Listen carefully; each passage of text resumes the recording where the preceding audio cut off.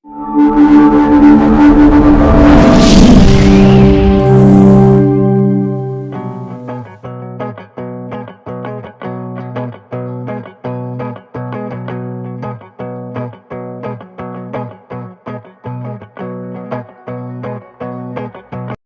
alaikum. Today we are going to discuss the two main topics of chapter number 6, chemical bonding. The two main topics are ionization energy and electron affinity. Basically there are three main topics: ionization energy, electron affinity and electronegativity. So now today we are going to discuss the ionization energy and electron affinity, and we will discuss the electronegativity inshallah later. What is ionization energy? Let us discuss.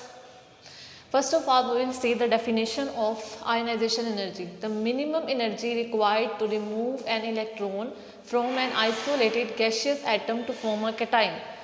यहाँ तक तो समझ आ गई बात कि ऐसी energy जो कि किसी भी एटम में से इलेक्ट्रॉन को निकालने के लिए चाहिए होगी, उसे हम कह देते हैं आयोनाइजेशन एनर्जी। तो यहाँ पर दो चीज़ें हैं, एक है आइसोलेटेड, दूसरा है gaseous. Isolated gaseous atom, what does it mean? Isolated का मतलब होता है बिल्कुल तन्हा पड़ा हुआ, that is completely alone, that is not bonded. तो आइसोलेटेड का मतलब होगा कि बिल्कुल तन्हा पड़ा हुआ एटम जो कि बॉन्डेड ना हो, बिल्कुल अलग ही पड़ा हो एक साइड पर। और गैशियस का मतलब कि गैस फेज में होगा, उसकी जो स्टेट होगी, उसकी जो हालत होगी वो गैशियस होगी, गैस की फॉर्म में होगा, not in the form of the solid और लिक्विड।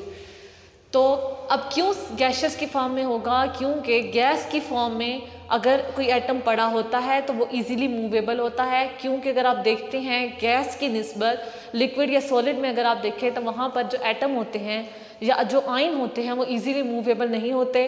तो गैस की फॉर्म में जो एटम या आयन होगा वो इजीली मूवेबल होगा और उसमें से इलेक्ट्रॉन को निकालना या ऐड करना इजी होगा। इसलिए हम इसको कहते हैं ऐसी एनर्जी जो कि एक आइसोलेटेड गैशियस एटम में से एक इलेक्ट्रॉन को निकालने के लिए चाहिए होगी, उससे हम कह देते हैं आयोनाइजेशन एनर्जी। और ऑब्वियसली अगर एक इलेक्ट्रॉन निकल रहा है, रिमूव हो रहा है, तो पीछे क्या बचेगा? तो वो उस पर पॉजिटिव चार्ज आ जाएगा और वो क्या बन जाएगा? केटाइन। ठीक है, टू फॉर्म अ केटाइन।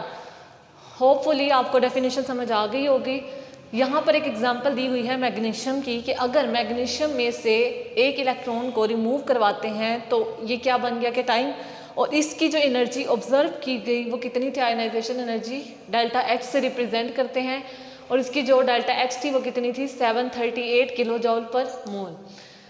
अब यहाँ पर एक और चीज़ है कि अगर इसी केटाइन में से एक और इलेक्ट्रॉन को रिमूव करवाया जाए, ठीक है, अगर ये केटाइन है, इसमें से एक और इलेक्ट्रॉन को रिमूव करवाया जाए, तो उन्होंने जब ऑब्जर्व किया साइंटिस्ट ने, तो उन्होंने देखा कि जो एनर्जी थी आयोनाइजेशन एनर्जी वो इसकी डबल अमाउंट में चाहिए थी, डबल अमाउंट में एब्जॉर्ब हुई थी। इट मीन्स के जो एक इलेक्ट्रॉन को निकालने के लिए एनर्जी थी वो ये थी, जो सेकंड इलेक्ट्रॉन को निकालने के लिए थी वो ये थी। इट मीन्स कि जो सेकंड इलेक्ट्रॉन को निकालने के लिए एनर्जी थी वो हाई थी as compared to the first ionization energy. Why? इसकी रीज़न हम बाद में डिस्कस करते हैं, उससे पहले आप लोगों को उसके फैक्टर्स की समझ आना ज़रूरी है। तो टोटल इसके जो फैक्टर्स हैं, फैक्टर्स होता है अनासिर, जो फैक्टर्स इस पे असर करते हैं, मतलब कि किन चीज़ों के बढ़ने या घटने से आयोनाइजेशन एनर्जी पर असर होता है कि वो बढ़े या घटे। ठीक है, तो इसमें टोटल 4 फैक्टर्स हैं जो कि हमने डिस्कस करने हैं। फर्स्ट वन है एटॉमिक रेडियस, सेकंड वन है न्यूक्लियर चार्ज, थर्ड वन है shielding fact and fourth one है नेचर ऑफ द ऑर्बिटर। तो फर्स्ट वन है एटॉमिक रेडियस, ये आप पीछे पढ़ के आए हैं, जो मैंने आप लोगों को बताया था कि एटॉमिक रेडियस क्या होता है। Average distance from the nucleus of an atom to the outer most shell is called the atomic radius. तो अगर अब यहाँ पर मैंने साथ साथ इसके ट्रेंड्स बता दिए हैं कि ये किस तरह से आयोनाइजेशन एनर्जी पर इफेक्ट होगी। मैंने यहाँ पर लिखा है कि एटॉमिक रेडियस अगर बढ़ेगा, यानी कि एटॉमिक रेडियस जो है वो इन्वर्सली प्रोपोर्शनल है to the ionization energy. Mean कि अगर एटॉमिक रेडियस बढ़ेगा तो आयोनाइजेशन एनर्जी कम होगी, और अगर एटॉमिक रेडियस कम होगा तो आयोनाइजेशन एनर्जी बढ़ेगी। ऐसा क्यों है? एटॉमिक रेडियस अगर बढ़ रहा है, इट मीन्स के क्या हो रहा है कि नंबर ऑफ शेल्स बढ़ रहे हैं। अब नंबर ऑफ शेल्स अगर यहाँ पे बढ़ते चले जाएंगे, लेट्स सपोज कि एक और शेल बढ़ गया, तो अगर नंबर ऑफ शेल बढ़ते चले जाएंगे तो उसके रिजल्ट में क्या हो रहा है, ऑब्वियसली यहाँ पर न्यूक्लियर चार्ज की जो अट्रैक्शन होगी on the outer most shell या on the outer most electron वो क्या हो जाएगी, वो कम हो जाएगी। तो अगर एटॉमिक रेडियस बढ़ेगा, न्यूक्लियर चार्ज की अट्रैक्शन कम हुई तो इसका मतलब ये है कि जो इलेक्ट्रॉन होगा वो यहाँ से इजीली निकल सकेगा। ये वाला जो आउटर मोस्ट इलेक्ट्रॉन है ये यहाँ से इजीली निकल सकेगा, ठीक है। तो अगर इजीली निकल पा रहा है तो इसका मतलब ये है कि उसको कम एनर्जी चाहिए, ठीक है। अगर इजीली निकल पा रहा है तो इसका मतलब है कि उसको कम एनर्जी चाहिए, कम आयोनाइजेशन एनर्जी रिक्वायर होगी to remove the electron.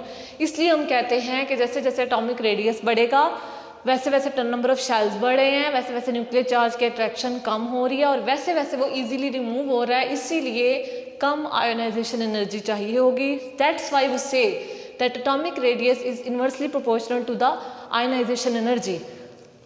Okay, then second one is nuclear charge. Obviously जैसे मैंने यहाँ पे बताया कि अगर तो एटॉमिक रेडियस बढ़ रहा है तो न्यूक्लियर चार्ज कम हो रहा है, ठीक है। और अगर न्यूक्लियर चार्ज कम हो रहा है तो आयोनाइजेशन एनर्जी क्या हो रही है, कम हो रही है ऑब्वियसली। तो यहाँ पर देखिए मैंने लिखा है कि nuclear charge is directly proportional to the ionization energy. तो यहाँ पर क्या हो रहा है, यहाँ पे देखें कि अगर ये जो है न्यूक्लियर चार्ज, ठीक है, न्यूक्लियस का जो चार्ज है वो बढ़ता चला जाए, उसकी जो फोर्स ऑफ अट्रैक्शन होगी वो आउटर मोस्ट इलेक्ट्रॉन पे या आउटर मोस्ट शेल पे ज़्यादा हो जाएगी, ठीक है। वो क्या करेगा, वो इसको स्ट्रोंगली इसको पकड़ लेगा अपनी तरफ। जब वो स्ट्रोंगली इसको अपनी तरफ कैप्चर कर लेगा तो इट मीन्स के इसको निकालना मुश्किल होगा, ठीक है। तो अगर इसको निकालना मुश्किल हो रहा है ऑब्वियसली फिर इसको ज़्यादा एनर्जी चाहिए होगी निकालने के लिए। तो इसलिए हम कहते हैं कि जैसे जैसे न्यूक्लियर चार्ज बढ़ेगा उसकी फोर्स ऑफ अट्रैक्शन बढ़ेगी on the outer most shell और एज अ रिजल्ट क्या होगा कि आयोनाइजेशन एनर्जी भी बढ़ेगी। ओके, थर्ड वन है शील्डिंग इफेक्ट। अब शील्डिंग इफेक्ट क्या होता है, आप लोगों ने 9th क्लास में भी पढ़ा हुआ है कि what is shielding effect, the reduction in the force of attraction, reduction in the force of attraction of the nuclear charge on the outer most shell, ठीक है, due to the presence of the intervening electrons is called shielding effect. It means कि ये जो दरमियान वाले central electrons होंगे वो क्या कर रहे होंगे, वो इस आउटर मोस्ट इलेक्ट्रॉन को शील्ड कर रहे होते हैं इसकी फोर्स ऑफ अट्रैक्शन से। मतलब कि वो इस आउटर मोस्ट इलेक्ट्रॉन को बचा रहे होते हैं इसकी फोर्स ऑफ अट्रैक्शन से। जब वो बचा रहे होंगे ऑब्वियसली मीन के शील्डिंग इफेक्ट बढ़ रहा है, ठीक है। तो शील्डिंग इफेक्ट बढ़ रहा है इट मीन्स कि उसका एटॉमिक रेडियस बढ़ रहा है, उसका साइज बढ़ रहा है, साइज बढ़ रहा है तो इट मीन्स कि यहाँ से न्यूक्लियस निकलना आसान होगा। न्यूक्लियस निकलना आसान होगा तो आयोनाइजेशन एनर्जी भी कम चाहिए होगी, और ठीक है कि इसलिए हम कहते हैं कि shielding effect is inversely proportional to the ionization energy that is similar to the atomic radius. कि जैसे जैसे शील्डिंग इफेक्ट बढ़ेगा वैसे वैसे आयोनाइजेशन एनर्जी कम होगी। एंड फोर्थ वन है nature of the orbital. Atom का जो स्ट्रक्चर होता है बच्चों आप लोगों ने बड़ी अच्छी तरह पढ़ा हुआ है कि एटम होता है, उसके अंदर फिर शेल्स आते हैं, देन फर्दर सब शेल्स होते हैं, सब शेल्स के अंदर फर्दर ऑर्बिटल्स होते हैं। अब जो ऑर्बिटल्स होते हैं वो टोटल 4 किस्म के होते हैं, S, P, D and F। अगर आप इलेक्ट्रॉनिक कन्फिग्रेशन भी जब आप करते हैं तो उसमें भी आप यही 4 ऑर्बिटल्स को पढ़ते हैं, S, P, D, F। और इसमें वो कहता है कि नेचर ऑफ ऑर्बिटल्स किस तरह से इफेक्ट करती है आयोनाइजेशन एनर्जी को, वो इस तरह से इफेक्ट करती है कि ऑब्वियसली ये एक न्यूक्लियस है, लेट्स सपोज यही न्यूक्लियस पड़ा हुआ है, ठीक है, इसके करीब तरीन होता है S ऑर्बिटल, ठीक है, उससे दूर जाके होता है P, फिर होता है D, फिर होता है F, इस तरह से, ठीक है। तो ये इस तरह से ऑर्बिटल्स अरेंज होते हैं कि जो S ऑर्बिटल होता है वो न्यूक्लियस के सबसे ज़्यादा करीब होता है, फिर P आता है, फिर D आता है, फिर F। अब इसका मतलब ये है कि इलेक्ट्रॉन किस में से निकलना आसान हो रहा है, ऑब्वियसली F ऑर्बिटल से। क्यों? क्योंकि वो न्यूक्लियस से ज़्यादा दूर है। अगर आप S ऑर्बिटल की बात करते हैं तो ये जो न्यूक्लियर चार्ज की अट्रैक्शन है वो इस S पे ज़्यादा है, उसने इसको अच्छी तरह कैप्चर किया हुआ है अपनी तरफ, जबकि F ऑर्बिटल जो है वो न्यूक्लियर चार्ज से काफ़ी दूर है, इसलिए इलेक्ट्रॉन जो है वो F ऑर्बिटल से निकालना ज़्यादा आसान है as compared to the S, ठीक है। तो ये इस तरह से भी नेचर ऑफ ऑर्बिटल्स इसको आयोनाइजेशन एनर्जी को इफेक्ट करती है। देन वेरिएशंस आ जाती हैं मीन के आयोनाइजेशन एनर्जी के पीरियोडिक टेबल में क्या ट्रेंड्स होते हैं, अलोंग द ग्रुप क्या होता है, अलोंग द पीरियड क्या होता है। अगर ग्रुप की बात की जाए, group mean from top to the bottom periodic table में, अगर आप टॉप से बॉटम की तरफ जाते हैं तो ग्रुप में क्या हो रहा है, आयोनाइजेशन एनर्जी डिक्रीज हो रही है। वाई? इसकी रीज़न वही सेम है, ये 4 फैक्टर्स ही होंगे। सबसे पहले तो उसके एटॉमिक रेडियस है, ऑब्वियसली हमने ये पढ़ा है, हम पीछे पढ़ के आ चुके हैं कि अलोंग द ग्रुप अगर हम जाते हैं तो एटॉमिक रेडियस हमेशा इंक्रीज हो रहा होता है, ठीक है। तो अगर इंक्रीज हो रहा है, क्यों इंक्रीज हो रहा था, क्योंकि नंबर ऑफ शेल्स इंक्रीज हो रहे थे। अगर एटॉमिक रेडियस इंक्रीज हो रहा है तो ऑब्वियसली तो क्या होगा, उसकी आयनाइजेशन एनर्जी डिक्रीज होगी। ओके, तो हम क्यों कहते हैं कि ग्रुप में डिक्रीज होती है ionization energy, because atomic size increases and number of shells increases, as a result nuclear charge decreases, ठीक है। और पीरियड में हम क्यों कहते हैं कि पीरियड में वो कहता है कि आयनाइजेशन एनर्जी इंक्रीज हो रही है। वाई? बिकॉज अगर आप from left to the right move करते हैं तो क्या होता है कि उसमें ऑब्वियसली वहाँ पर एटॉमिक नंबर तो बढ़ता जा रहा है, ठीक है, न्यूक्लियर चार्ज की अट्रैक्शन बढ़ती जा रही है, लेकिन उसका शेल सेम है, उसका रेडियस डिक्रीज हो रहा है, रेडियस डिक्रीज हो रहा है, एज अ रिजल्ट उसकी न्यूक्लियर चार्ज की अट्रैक्शन ज़्यादा हो रही है। ज़्यादा होगी तो इलेक्ट्रॉन को निकालना उतना मुश्किल होगा, जब वो निकालना मुश्किल होगा तो इट मीन्स कि उसके लिए ज़्यादा एनर्जी चाहिए होगी, इसलिए हम कहते हैं कि पीरियड में आयनाइजेशन एनर्जी हमेशा इंक्रीज होती है, ठीक है। अब उसके बाद एक्सेप्शंस आ जाती हैं कुछ, मतलब कि हमने यहाँ तक पढ़ा कि ग्रुप में डिक्रीज होती है, पीरियड में इंक्रीज होती है, लेकिन पीरियोडिक टेबल में कुछ ग्रुप्स और कुछ पीरियड्स ऐसे होते हैं जहाँ पर ये ट्रेंड वेरी करता है, मतलब कि उसमें कुछ एक्सेप्शंस आ जाती हैं, वो एक्सेप्शनल केसेस होते हैं।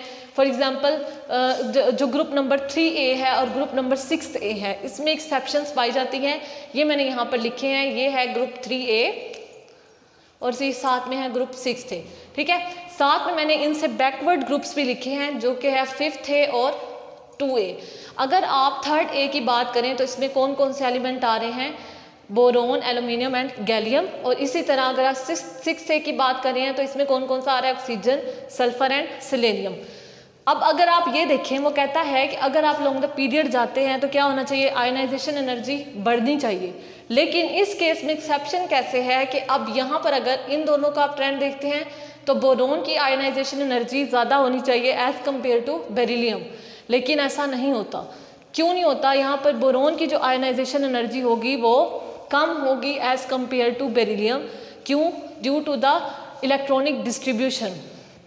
अब अगर आप यहाँ पे देखें इलेक्ट्रॉनिक कन्फिग्रेशन बेरिलियम की क्या है, 1s2 2s2, और बोरोन की देखें तो है 1s2 2s2 एंड 2p1, ठीक है। तो यहाँ पर देखिए इसका जो आउटर मोस्ट शेल है वो कंप्लीट है, डुप्लेट उसका कंप्लीट है, जबकि आप बोरोन के केस में देखिए तो इसका जो आउटर मोस्ट शेल है वो कंप्लीट नहीं है, उसमें जो p ऑर्बिटल है उसमें सिर्फ एक इलेक्ट्रॉन है। तो यहाँ से एक इलेक्ट्रॉन को निकालना इजी होगा एज कंपेयर टू अबव, कि जो बोरोन का बेरिलियम का केस है उसमें से इलेक्ट्रॉन को निकालना ज़्यादा मुश्किल है। क्यों? क्योंकि उसका डुप्लेट कंप्लीट है। सिमिलरली बोरोन से इलेक्ट्रॉन को निकालना इजी होगा, इसलिए हम कह देते हैं कि जो बोरोन की आयनाइजेशन एनर्जी होगी वो एज कंपेयर टू बेरिलियम कम होगी। Similar case with the nitrogen and oxygen, के ऑक्सीजन का जो अगर आप इन दोनों की इलेक्ट्रॉनिक कन्फिग्रेशन देखें तो इसकी इलेक्ट्रॉनिक कन्फिग्रेशन है नाइट्रोजन की 1s2 2s2 2p3, और ऑक्सीजन की क्या है 1s2 2s2 एंड 2p4। अब हमें ये भी पता है कि ये p ऑर्बिटल है, एक इलेक्ट्रॉन इसमें, एक इलेक्ट्रॉन इसमें और एक इलेक्ट्रॉन इसमें। अब हमें ये भी पता है कि जो हाफ फिल्ड होते हैं या फिर जो कंप्लीटली फिल्ड ऑर्बिटल होते हैं वो बिल्कुल स्टेबल होते हैं। स्टेबल का मतलब ये है कि उसमें इलेक्ट्रॉन को निकालना या इलेक्ट्रॉन को ऐड करना बहुत मुश्किल होता है, तो उसके लिए ज़्यादा एनर्जी चाहिए होती है।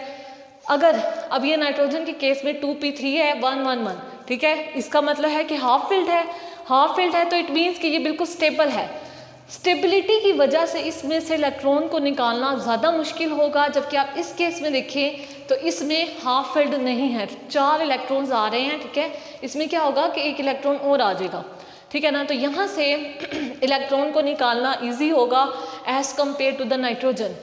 तो इसलिए हम कह देते हैं कि जो ऑक्सीजन की आयनाइजेशन एनर्जी होगी वो कम होगी एज कम्पेयर टू नाइट्रोजन। तो ये थे इसके exceptional cases due to the distribution of the electrons. अब सेकंड क्वेश्चन इसमें आ जाता है कि ये आप लोगों का बोर्ड में भी क्वेश्चन आता है, वेरी इंपॉर्टेंट शॉर्ट क्वेश्चन, कि why the second ionization energy is higher than the first ionization energy.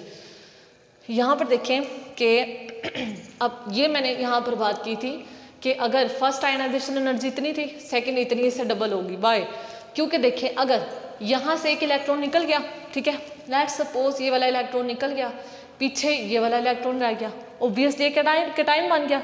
अब जब कैटाइन का मतलब ये है कि उस पे पॉजिटिव चार्ज ज़्यादा हो गया, पॉजिटिव चार्ज जब ये ज़्यादा हो गया तो इट मीन्स कि इसकी जो फोर्स ऑफ अट्रैक्शन होगी वो इस पे ज़्यादा हो जाएगी। जब उस पे फोर्स ऑफ अट्रैक्शन ज़्यादा होगी तो इसने इसको बहुत स्ट्रॉन्गली कैच किया होगा, वो उसको स्ट्रॉन्गली कैच कर लेगा तो उसको निकालना बहुत मुश्किल होगा, तो इसलिए वहाँ पर ज़्यादा एनर्जी चाहिए होगी। इसलिए हम कह देते हैं कि जो सेकंड आयोनाइजेशन एनर्जी होती है वो ग्रेटर होती है as compare to the first ionization energy. और इसलिए हम कहते हैं कि जो लो आयोनाइजेशन एनर्जी वाले होंगे वो क्या होंगी, मेटल्स, और जो हाई आयोनाइजेशन एनर्जी वाले होंगी वो होंगी नॉन मेटल्स। क्यों? क्योंकि जो मेटल्स होती हैं उसमें से इलेक्ट्रॉन को निकालना इजी होता है, इसलिए जो उसकी आयोनाइजेशन एनर्जी होगी वो लो होगी। लो क्यों होगी? क्योंकि उसमें से अगर इलेक्ट्रॉन इजीली रिमूव हो रहा है तो इट मीन्स कि उसको कम एनर्जी चाहिए होगी। और इसी तरह अगर नॉन मेटल्स है तो उनकी जो हाई आयोनाइजेशन एनर्जी होगी वो क्या होगी, वो हाई होगी। ये था हमारा आयोनाइजेशन एनर्जी का टॉपिक। और सेकंड वन आ जाता है इलेक्ट्रॉन अफिनिटी। अफिनिटी का मतलब होता है अट्रैक्शन, अट्रैक्शन या फिर कशिश या फिर अपनी तरफ अट्रैक्ट करना। अब इसकी डेफिनेशन क्या है? The energy released when an electron is added to an empty और partially filled orbital of atom. यहाँ पर था कि एनर्जी रिक्वायर हो रही है, एब्जॉर्ब हो रही है, ठीक है, लेकिन इस केस में क्या है कि एनर्जी रिलीज हो रही है, एनर्जी देनी पड़ रही है। तो ऐसी जब एनर्जी रिलीज हो कि जब उसमें इलेक्ट्रॉन ऐड किया जा रहा है, ठीक है, इसमें क्या हो रहा था, इलेक्ट्रॉन रिमूव हो रहा था, इसमें इलेक्ट्रॉन रिमूव हो रहा था, इसमें इलेक्ट्रॉन ऐड हो रहा है, तो ऑब्वियसली उसका ऑपोजिट प्रोसेस होगा ना। तो जब इलेक्ट्रॉन को एम्प्टी और पार्शली फिल्ड, मतलब कि अगर वो कम्प्लीटली फिल्ड होगा ऑर्बिटल तो ऑब्वियसली इसमें तो इलेक्ट्रॉन ऐड हो ही नहीं सकता, ठीक है। तो ऐड कब होगा? जब ऑर्बिटल खाली होगा बिल्कुल या फिर हाफ फिल्ड होगा। तो अगर वो एम्प्टी या फिर पार्शली फिल्ड ऑर्बिटल होगा तो उसमें इलेक्ट्रॉन ऐड होता है, और ऐड होने के लिए जो एनर्जी रिलीज होती है उसको क्या कह देते हैं, इलेक्ट्रॉन अफिनिटी। और एज अ रिजल्ट अगर इलेक्ट्रॉन ऐड हो रहा है तो क्या बन रहा है, ऑब्वियसली एनाइन। ये एक एग्जाम्पल है कि अगर क्लोरीन एक इलेक्ट्रॉन को एक्सेप्ट करता है तो क्या बना देता है, क्लोराइड आयन, और इसकी जो आयनाइजेशन एनर्जी है वो कितनी है, -349 किलो जूल पर मोल। माइनस का साइन क्यों लगाया है? क्योंकि एनर्जी रिलीज हो रही है। जब भी एनर्जी रिलीज होगी तब ही उसका जो साइन होगा वो नेगेटिव हो जाएगा, और जब एनर्जी एब्जॉर्ब होती है तो जो उसका साइन होता है वो हमेशा पॉजिटिव होता है। अब इसके भी उसी की तरह फैक्टर्स हैं, इफेक्ट भी उसी तरह ही करते हैं, फ़र्क सिर्फ कितना है कि उसमें इलेक्ट्रॉन निकल रहा था, इसमें इलेक्ट्रॉन ऐड होगा, ठीक है। 3 फैक्टर्स इसमें इफेक्ट कर रहे हैं, atomic radius, nuclear charge and shielding effect. वही बात है, सेम उसके ट्रेंड्स हैं कि एटॉमिक रेडियस जो है वो इनवर्सली प्रोपोर्शनल है to the electron affinity, nuclear charge directly proportional है to the electron affinity, shielding effect inversely proportional है टू द इलेक्ट्रॉन अफिनिटी।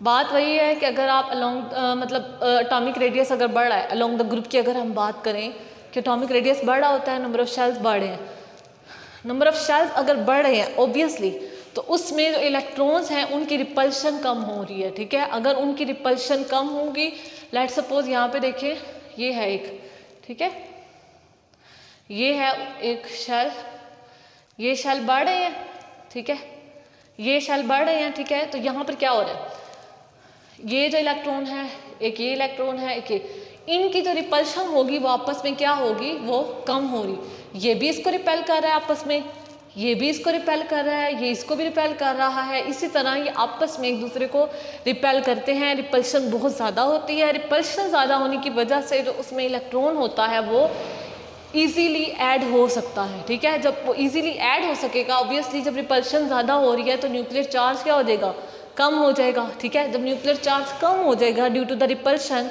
तो क्या होगा कि उसमें जो इलेक्ट्रॉन होगा वो इजीली ऐड हो सकेगा। जब वो इजीली ऐड हो सकेगा तो इसका मतलब क्या है कि जो इलेक्ट्रॉन अफिनिटी है वो डिक्रीज होगी, कम होगी उसकी, ठीक है, कम रिलीज होगी। इसी तरह अगर शील्डिंग इफेक्ट बढ़ रहा है, वही बात है कि अगर रिपल्शन बढ़ रही है, ठीक है, अगर रिपल्शन बढ़ रही है तो क्या है, इलेक्ट्रॉन इजीली ऐड हो रहा है, इलेक्ट्रॉन इजीली ऐड हो रहा है तो इलेक्ट्रॉन अफिनिटी कम चाहिए, कम रिलीज होगी, ठीक है।